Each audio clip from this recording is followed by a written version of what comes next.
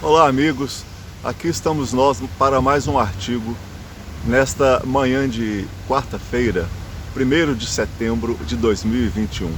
O título do artigo de hoje é Revolta da Vacina. Vamos a ele. Violência do aparato estatal na imposição da vacinação, inclusive com a invasão de residências e vacinação forçada de moradores, proliferação de doenças endêmicas, insatisfação generalizada da população com o poder público e com a situação política, confrontos violentos entre manifestantes e polícia, saques a prédios públicos, vandalismo e depredações pela cidade, troca de tiros entre polícia e manifestantes, desapropriações, remoção forçada de parte da população, a classe mais pobre, da área central do município, com a sua consequente expulsão para as periferias e morros da cidade. Tentativa de golpe militar por parte de cadetes do Exército para depor o presidente da República. E em meio a tudo isso, mortes, muitas mortes, feridos, prisões e até degredos. Este é o atual cenário da crise político-institucional social instalada no Brasil?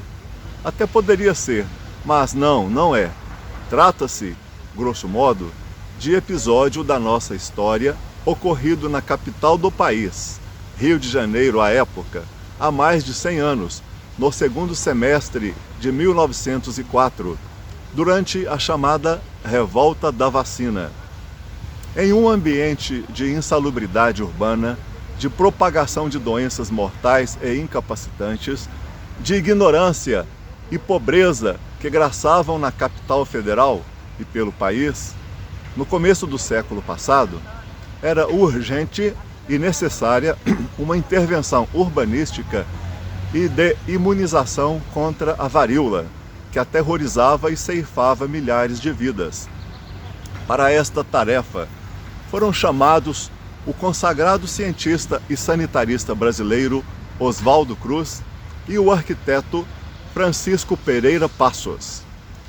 A ciência e a técnica a serviço do bem, sim, mas a sua implementação de forma forçada e autoritária, sem o prévio esclarecimento e sem o mínimo de respeito à população, tanto à opinião divergente em relação à vacina, quanto ao abandono social e econômico dos habitantes removidos à força de suas casas, resultaram na tragédia que se seguiu. Contida a revolta, com a decretação de estado de sítio, o uso de força militar e a suspensão da vacinação obrigatória, os ânimos se arrefeceram. A população, a partir daí, gradativamente, observando a eficácia da vacina, decidiu por vontade própria, espontaneamente, submeter-se à imunização. Então, o ser humano é avesso às imposições autoritárias, de qualquer matiz, ainda que a motivação seja alegadamente boa ou amparada em cientificismo, legalismo, tecnicismo e outros ismos que abundam na história da humanidade e se apresentam invariavelmente como verdade última e absoluta na condução do destino de todos, a ser aceita incondicionalmente. Sem o adequado convencimento e adesão espontânea, pode até demorar, mas, mais cedo ou mais tarde, haverá justa rebelião contra toda e qualquer medida impositiva. Mineiramente, todo bom mineiro anda na linha, mas fala nas entrelinhas.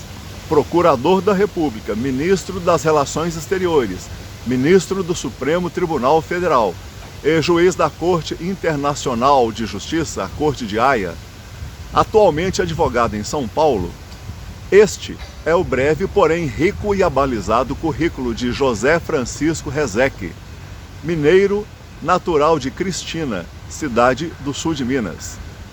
Em recente entrevista à mídia podcast Supremo na Semana, de 28 de agosto, do Supremo Tribunal Federal, apesar de defender esta instituição, adverte contra o abuso de decisões monocráticas e carentes de consenso naquela mais alta corte de justiça do país, e que não deixam de turbar mais ainda as já revoltas águas em que navega o país.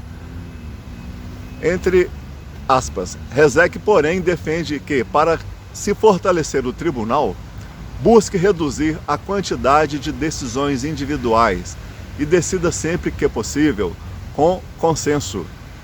O país inteiro gostaria que aqui, como acontece nos Estados Unidos da América, a Corte Suprema tomasse decisões coletivas e, de preferência, decisões por consenso.